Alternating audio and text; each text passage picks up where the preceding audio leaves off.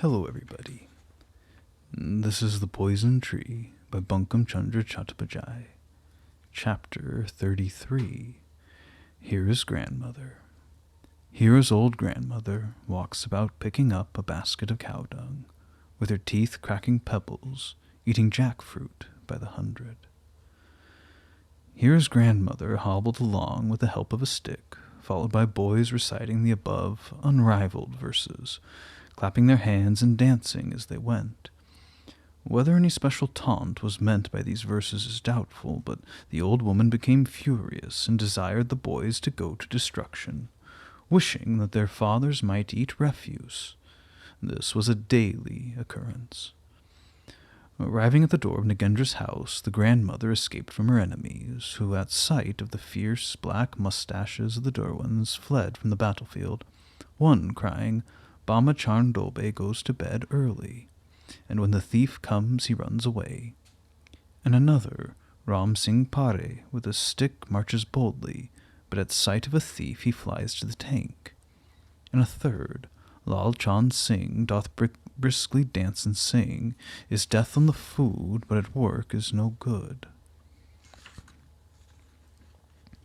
The boys fled, attacked by the Derwents with a shower of words not to be found in any dictionary. Hira's grandmother, plodding along, arrived at the dispensary attached to Nagendra's dwelling. Perceiving the doctor, she said, "Oh, father, where is the doctor, father?" "I am he. Oh, father, I'm getting blind. I am 28 or 80 years old. How shall I speak of my troubles? I had a son. He's dead. I had a granddaughter. She also." Here the old woman broke down and began to whine like a cat. The doctor asked, "What's happened to you?" Without answering this question, the woman began to relate the history of her life, and when, amid much crying, she had finished, the doctor again asked, "What do you want now? What's happened to you?" Again she began the unequaled story of her life, but the doctor, showing much impatience, she changed it for that of Hira, of Hira's mother, and Hira's husband. With much difficulty the doctor at last arrived at her meaning, to which all this talking and crying was quite irrelevant. The old woman desired some medicine for Hira. Her complaint, she said, was a species of lunacy. Before Hira's birth her mother had been mad, had continued so for some time, and had died in that condition. Hira had not hitherto shown any sign of her mother's disorder. But now the old woman felt some doubts about her. Hira would now laugh, now weep, now, closing the door, she would dance. Sometimes she screamed, and sometimes became unconscious. Therefore her grandmother wanted medicine for her. After some reflection, the doctor said, "Your daughter has hysteria." "Well, doctor, is there no medicine for that disease?" "Certainly there is.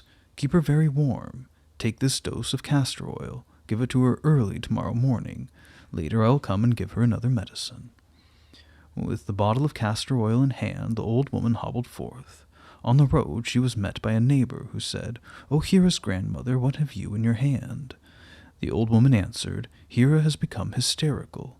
The doctor has given me some castor oil for her. Do you think that will be good for hysterics?" "It may be. Castor oil is the god of all. But what has made your granddaughter so jolly lately?" After much reflection, the old woman said, "It's the fault of her age," whereupon the neighbor prescribed a remedy, and they parted. On arriving at home, the old woman remembered that the doctor had said Hira must be kept warm.